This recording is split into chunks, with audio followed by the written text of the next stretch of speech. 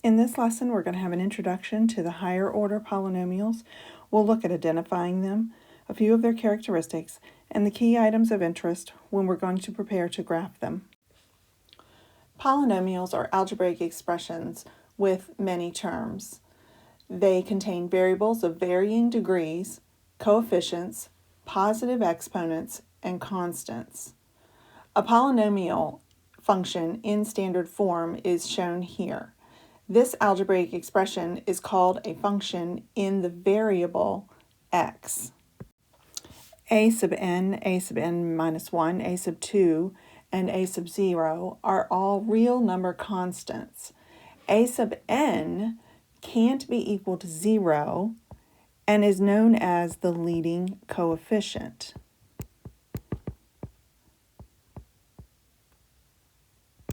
And that is a very important term, and we're going to always need to be able to identify it. N is always a non-negative integer, and each exponent of variables in polynomial functions should be a whole number. When we are looking at a polynomial function expression, we should be able to identify each component. So when we talk about terms of a polynomial function, we're talking about each individual item within a polynomial function. So each of these would be considered a term. So these are all individual terms. So this is a term,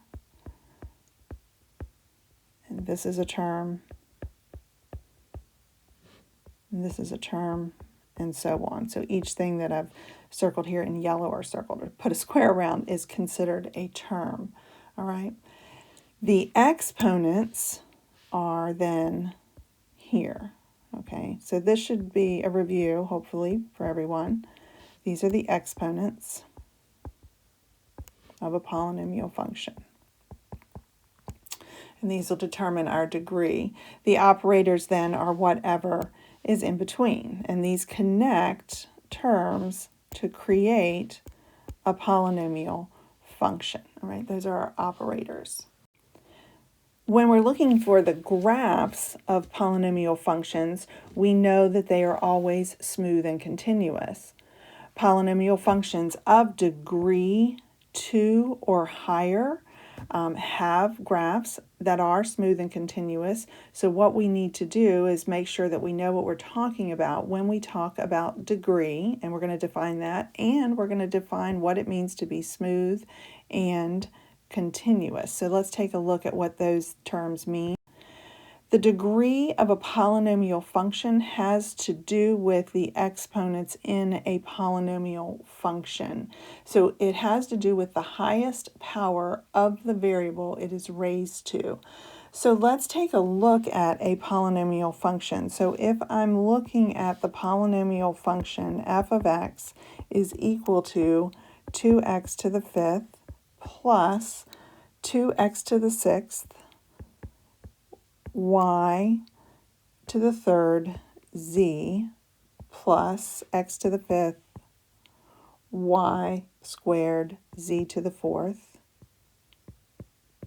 I have three terms in this polynomial function. So I have this term, and this term. I need to find the degree of each term. Each individual term has a degree. The largest degree defines the degree for the entire polynomial. So I need to calculate the degree of each individual term, and whatever the largest degree is, defines the degree for that polynomial.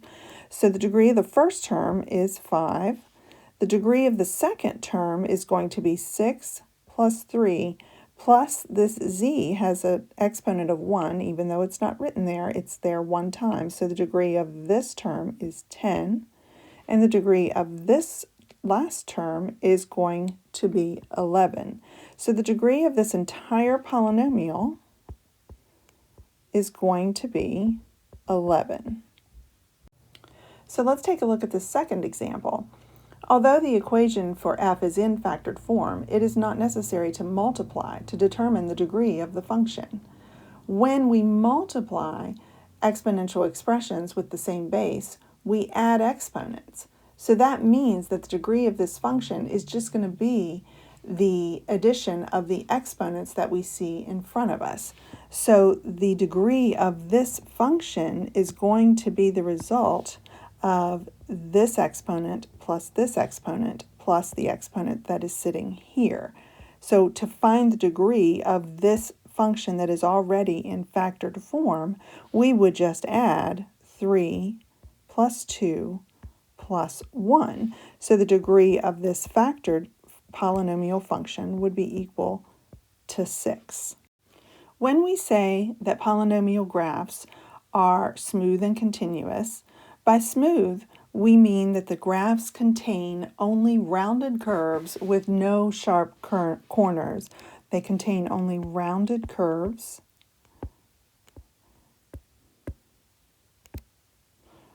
with no sharp corners. So in other words, we would not have a graph that looks like this. So no, this would not be a polynomial function. A polynomial function would only look like this, okay? By continuous, we mean that the graphs have no breaks,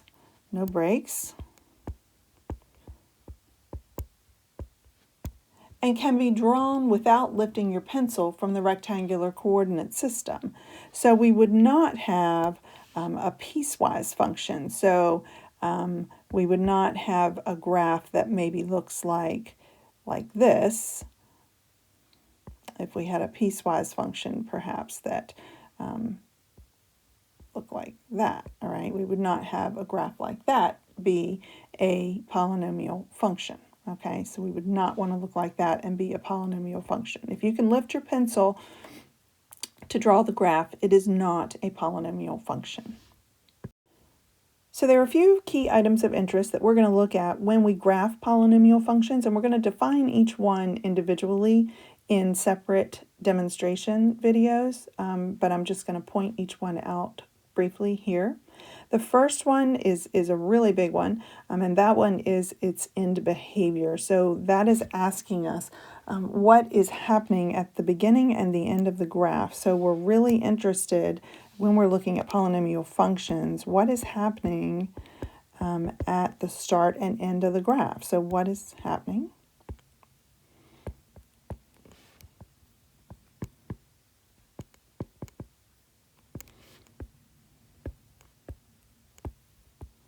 So are we going up or down? All right, we can go up and up, we can go down and down, we can go up then down, or we can go down then up. All right, so what's happening on the left and the right?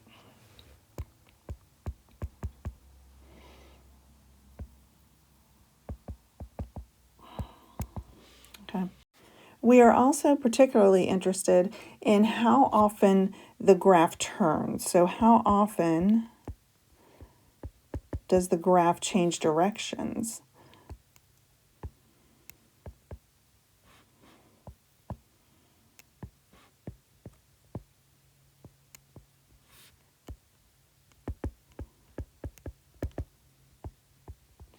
So we know that if f is a polynomial function of degree n, then there is at most n minus 1 turning points on the graph. So that's something really important to remember, and we're going to refer back to that. So there'll be n at most, n minus 1 at most, n minus 1 turning points. So n is degree. So whatever your degree is, there'll be at most n minus 1 degree points. So if your degree is 4, there will be no more than 3 turning points. And by turning points, we mean curves in the graph. So if I have a graph, I'll have no more than 3 of these. So this is a turning point. So here, there's a turning point, okay? And then that's a turning point, and that's a turning point, all right? So these are turning points right here. This is what we talk about when we talk about turning points. How often Do I change directions? All right, that is what we talk about when we talk about turning points. We can have fewer than n minus 1, but we could never have more than n minus 1. So we can have fewer.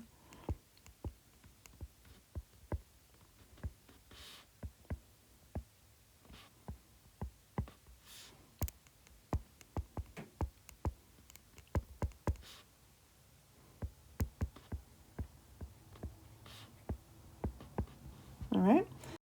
We're also interested in the intercepts of the graph. So we're going to have x-intercepts and y-intercepts. We have y-intercepts, or intercept, only one y-intercept, and that is where we cross the y-axis.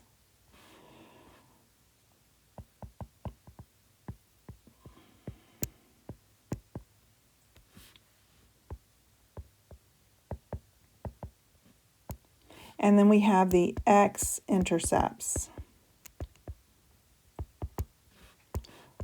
where our graph crosses the x-axis.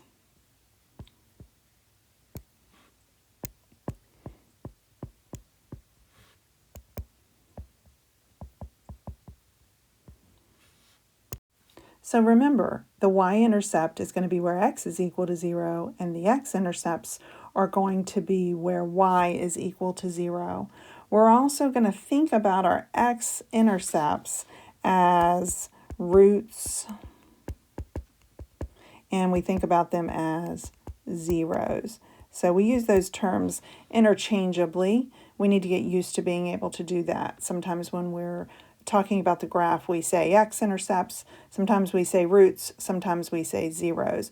We're thinking about the same thing when we say those terms, and it depends on what you're reading and what you're talking about or who's talking. We can use these terms somewhat interchangeably here. So we want to be sure that when we see those or say those things, we know that we're all saying the same thing. The next thing of importance is what happens at the intercepts, and I like to call that the intercept action. And that intercept action basically is, does the graph bounce or skip, or does it pass through or pass through? And the term there is it's essentially multiplicity.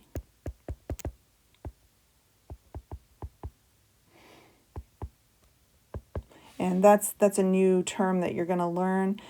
It essentially tells us the number of times that the factor is a 0 for the function. It is the number of times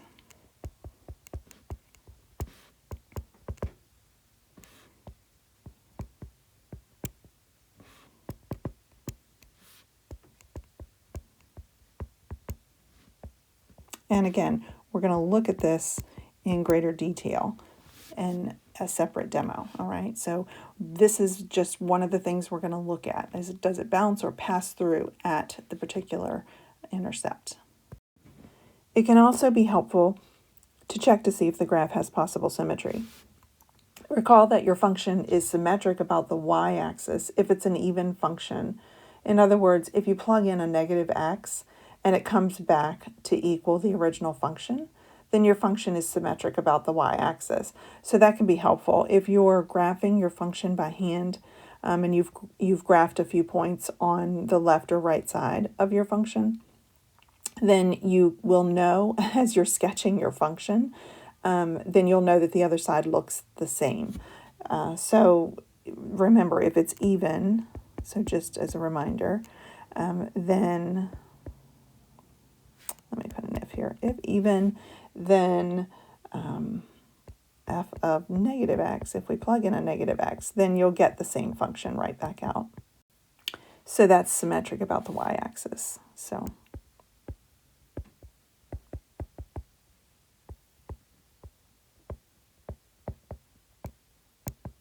all right, so if it's an odd function, I started to write even again. Sorry.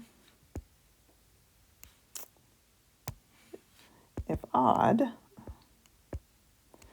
then when you plug in negative x, then you'll get out a negative f of x. Then you're symmetric about the origin.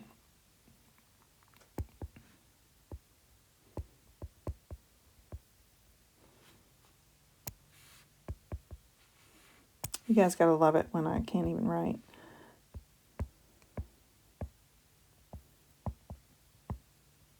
Okay, so it's helpful if you want to just look for symmetry to see when you're drawing.